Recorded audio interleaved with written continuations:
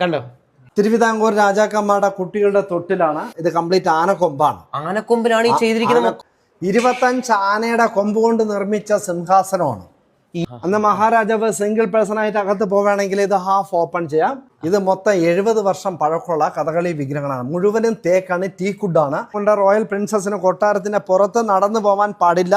അന്ന് അവിടെ 2-3 kilometre travel ചെയ്യുകയാണെങ്കിൽ പല്ലക്കിനകത്തിരിക്കാൻ 4 പേര് തോളിൽ ചുമന്നുണ്ടോ. ഇനി അടുത്ത റൂമിലോട്ട് വരാം. ഈ ഓരോ റൂമിനും പ്രത്യേകതയുണ്ട്. ഇതിന്റെ സീലിംഗ് മാറി, വേറെ സീലിംഗാ.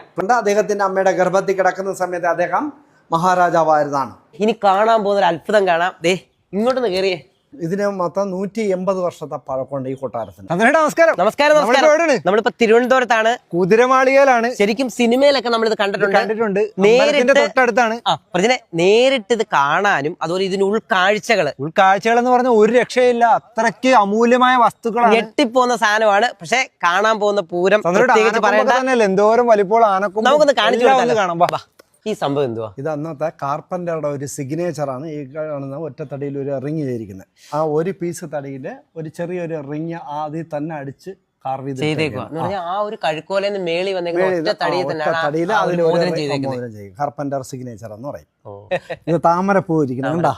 താമരപ്പൂ, അതിന്റെ മുകളിൽ വ്യാളി, ആന, വ്യാളി, ഗരുഡൻ. ഒറ്റ പീസാണ്. ഒറ്റ പീസ്, ഒട്ടിപ്പൊന്നുമല്ല, ജോയിന്റ് അല്ല, തടി ചെയ്തിരിക്കുന്നത്. ഈ പാലസിലൊന്നും നമുക്ക് ആണിയുടെ വർക്കില്ല, എല്ലാം ഇന്റർലോക്കാണ്. ഇന്റർലോക്ക് സ്റ്റോൺ അല്ല. പിന്നെ ഈ പാലസിന്റെ ഗ്രൗണ്ട് പില്ലർ എന്ന് പറയുന്നത് 95 ഗ്രാനൈറ്റ് പില്ലറാണ്. ഗ്രൗണ്ട് സപ്പോർട്ട് അകത്തും പുറത്തുമായിട്ട് 95 ഗ്രാനൈറ്റ് പില്ലർ. 95 ഇത് വന്നിട്ട് ചുണ്ണാമ്പ്, മുട്ടയുടെ വെള്ളക്കരു, കടുക്ക, ആയുർവേദിക് ഓയിലൊക്കെ മിക്സിംഗ് ആണ്. റീപ്ലേസ് ഇല്ല, ഒറിജിനൽ ആണ്. അത്ര ഇതായിട്ടാണ് ചെയ്തേക്കുന്നത്. ഇത് ഒരു പീസ്, ഒറ്റ പീസ് കരിങ്കല്ല്. ചിരട്ടക്കരിയാണ് ചിരട്ടക്കരി, മുട്ടയുടെ വെള്ളക്കരു ഒക്കെ മിക്സിംഗ് ആണ്. അതുപോലെ ഈ കാണുന്ന പോർഷൻ എന്ന് വെച്ചിട്ട് അന്നത്തെ കാലത്ത് തിരുവിതാംകൂറിലെ രാജാക്കന്മാരെ വിസിറ്റേഴ്സ് കാണാൻ വരുന്നവർ വെയിറ്റ് ചെയ്യുന്ന സ്ഥലങ്ങളാണ്. 2 ഉണ്ട്, 2 സിറ്റൗട്ടുണ്ട്. ഇത് നമുക്ക് എൻട്രൻസിലും ഒന്നും ഇവിടെ ഇറങ്ങും നടത്തും. അതുപോലെ ഈ പാലസിനകത്ത് 80 റൂമാണ് ഉള്ളത്. 80 റൂമില് 16 തരത്തിലുള്ള ഡിസൈൻ ആണ് ഇരിക്കുന്നത്. ഓരോ റൂമും ഡിഫറെന്റ് പാറ്റേൺ ആണ്. അന്ന് ഇവിടെ മെഷീനൊന്നുമില്ല, എല്ലാം ബൈ ഹാൻഡ് വർക്ക്.